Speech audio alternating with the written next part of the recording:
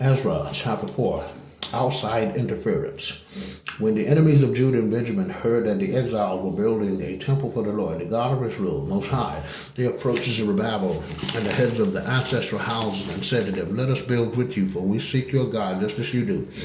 And we have sacrificed to him since the days of Esarhaddon, king of Assyria, who brought us here." But Zerubbabel, Jeshua, and the rest of the heads of the ancestral houses of Israel answered him, "It is not your responsibility to build with us a house for our God, but we alone must build it for the Lord, the God of Israel Most High, as Cyrus, king of Persia, has commanded us."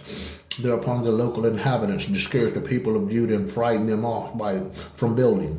They also bribed counselors to work against them and to frustrate their plans during all the years of Cyrus, king of Persia, and even into the reign of Darius, king of Persia.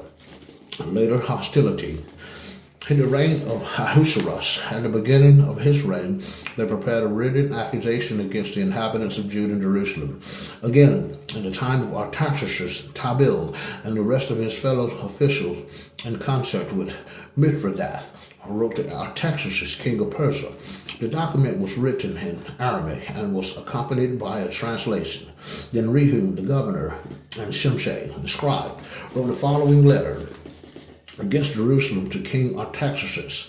Rehum, the governor, Shimshai, the scribe, and their fellow officials, judges, legates, and agents from among the Persians, Eurukians, Babylonians, Susaians, that is, Elamites, and the other people whom the great and illustrious Onsaper transported and settled in the city of Samaria and elsewhere in the province west of Euphrates, as follows. This is a copy of the letter that they sent him. To King Artaxerxes, your servants, the men of west of Euphrates, as follows. Let it be known to the king that the Jews who came up from you to us have arrived at Jerusalem and are now rebuilding this rebellious and evil city. They are completing its walls, and the foundations have already been laid. Now let it be known to the king that if this city is rebuilt and its walls completed, they will no longer pay taxes, tributes, or tolls. Eventually, the throne will be harmed.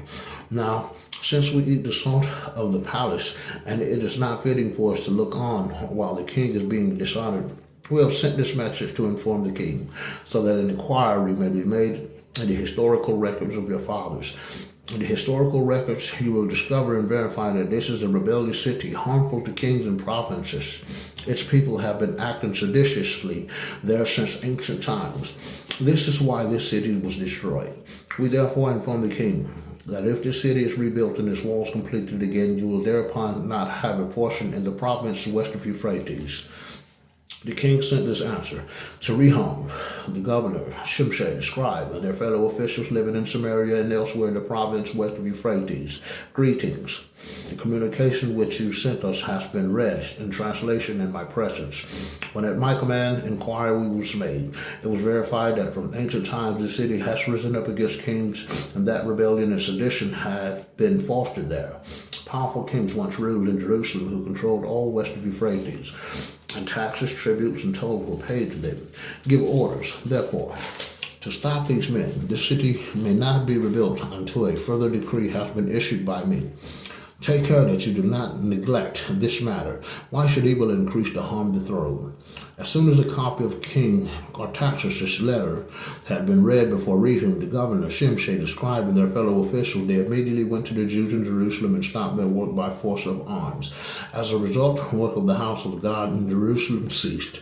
This interruption lasted until the second year of the reign of Darius, king of Persia.